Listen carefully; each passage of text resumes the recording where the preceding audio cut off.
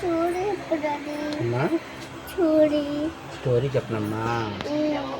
ట్రైన్లో కూడా స్టోరీ అమ్మా. సరే, అనగనగా ఒక రాజు అన్నారు. రాజుకేమో 7 కొడుకులు. ఎంతమంది? 7 కొడుకులు. ఒకసారి 7 కొడుకులు వేటకి వెళ్ళారు. చెరువుకి వెళ్ళి 7 చేపలు తెచ్చారమ్మా. ఎన్ని చేపలు? 7 చేపలని ఎండబెట్టారు.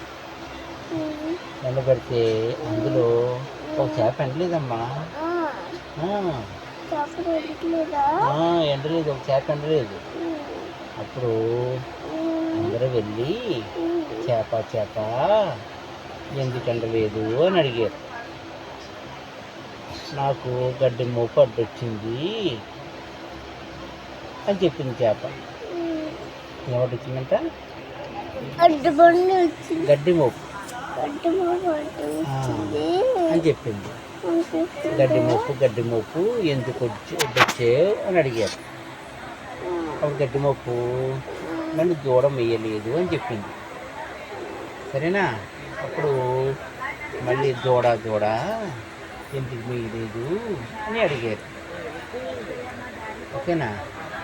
అప్పుడు దూడేమో నన్ను పనివాడు ఇప్పలేదు, మేతకు ఇప్పలేదు అని చెప్పింది.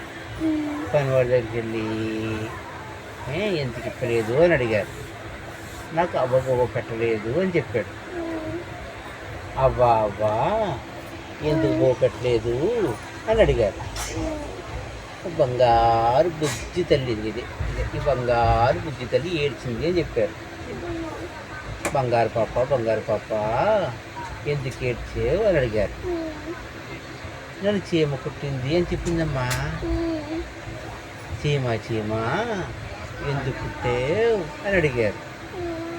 నా బంగారు పుట్టలో వేరు పెడితే కుట్టనా అందంట చీమ. ఏం చేసిందంట పాప? చీమ కుట్టింది. పాప ఏం చేసింది?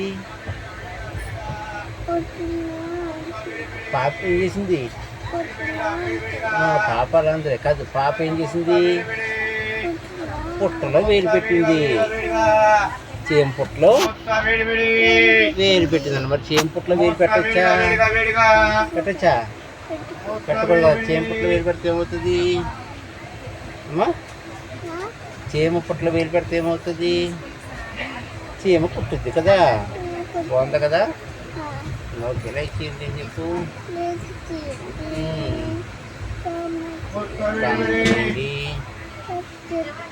అమ్మా సబ్స్క్రైబ్ చేయండి అమ్మా, షేర్ చేయండి.